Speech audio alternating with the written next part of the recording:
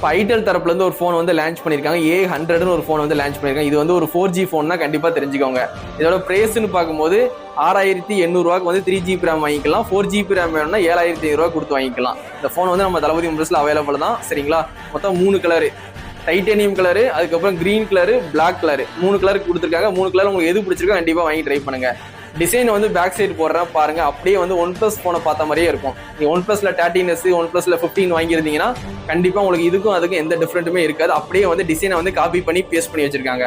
இப்போ நிறைய பிராண்ட் வந்து மற்ற பிராண்ட்ல இருந்து டிசைனை கூட வந்து காப்பி பண்ண ஆரம்பிச்சிட்டாங்க. அப்படி பார்க்கும்போது ஐடெல் A100 அப்படியே OnePlus போன் மாதிரியே தான் இருக்கும். சரிங்களா? பார்க்கும்போது இந்த போனோட சைஸ்ன்னு பார்க்கும்போது 6.6 கொடுத்துருக்காங்க. HD+ டிஸ்பிளே கொடுத்துருக்காங்க. 19 Hz ரெஃப்ரெஷ் ரேட் கொடுத்துருக்காங்க. 5000 mAh வந்து பேட்டரி கொடுத்துருக்காங்க. 15 வாட்ஸ் வந்து வயர்டு சார்ஜிங் வந்து ஃப்ரீயாவே ப்ரொவைட் பண்ற மாதிரி அவுட் ஆஃப் பாக்ஸ்ல உங்களுக்கு சார்ஜர் வந்து கொடுத்துறாங்க. 15 வாட்ஸ் கண்டிப்பா தெரிஞ்சுக்கோங்க. 15 வாட்ஸ் அடாப்டர் கொடுத்துருவாங்க. இந்த போனை பொறுத்த வரைக்கும் சிப்செட்னு பார்க்கும்போது யூனி SoC 7100 2nm வந்து கொடுத்துருக்காங்க. இந்த பட்ஜெட்டுக்கு வந்து இந்த சிப்செட் தான் கொடுப்பாங்க. 10,000 வாங்குற போன்ல யூனி SoC தான் எல்லா பிராண்டுமே கொடுப்பாங்க. அதே மாதிரி அந்த சிப்செட் தான் இவங்களும் கொடுத்துருக்காங்க. இந்த போனை பொறுத்த வரைக்கும் மிலிட்ரி கிரேட் சர்டிஃபிகேட் வந்து கொடுத்துருக்காங்க. நீங்க கீழே போட்டீங்கன்னு வச்சுக்கோங்க, டேமேஜ் ஆகாது, போன் வந்து உடையாது, ஈஸியா உடையாது. அதான் வந்து இந்த மிலிட்ரி கிரேட் சர்டிஃபிகேட்டோட பிளஸ் பாயிண்ட். அந்த சர்டிஃபிகேட் வந்து இந்த பட்ஜெட்டுக்கு இந்த போனுக்கு கொடுத்துருக்காங்க. இதை ஃபோக்கஸ் பண்ணி தான் அந்த போனே வந்து லான்ச் பண்றாங்க. கீழே போட்டாலும் போன் வந்து டேமேஜ் ஆகாது, இந்த பட்ஜெட்டுக்கு யாருமே கொடுக்க மாட்டாங்க, நாங்க கொடுக்குறோம் அப்படின்னு சொல்லி தான் அந்த போனே வந்து லான்ச் பண்ணியிருக்காங்க. அதே மாதிரி இந்த போன் கீழே விழுந்து உடஞ்சிருச்சுன்னு வச்சுக்கோங்க, 100 daysல வந்து ஸ்கிரீன் ரீப்ளேஸ்மெண்ட் வந்து ஃப்ரீயாவே பண்ணி கொடுக்குறோம். ஐடெல்ல எல்லா மாடல்லுமே இது வந்து உண்டு. சரிங்களா?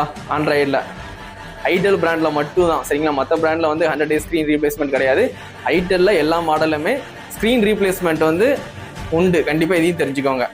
இந்த A100 போன்ல வந்து சைடு ஃபிங்கர் பிரிண்ட் தான், இன்டிஸ்பிளே ஃபிங்கர் பிரிண்ட் கிடையாது. அதையும் தெரிஞ்சுக்கோங்க. சரிங்களா? அதுக்கப்புறம் USB வந்து Type-C போட்டு கொடுத்துருக்காங்க. சரிங்களா? OTG சப்போர்ட் உண்டு. சரிங்களா?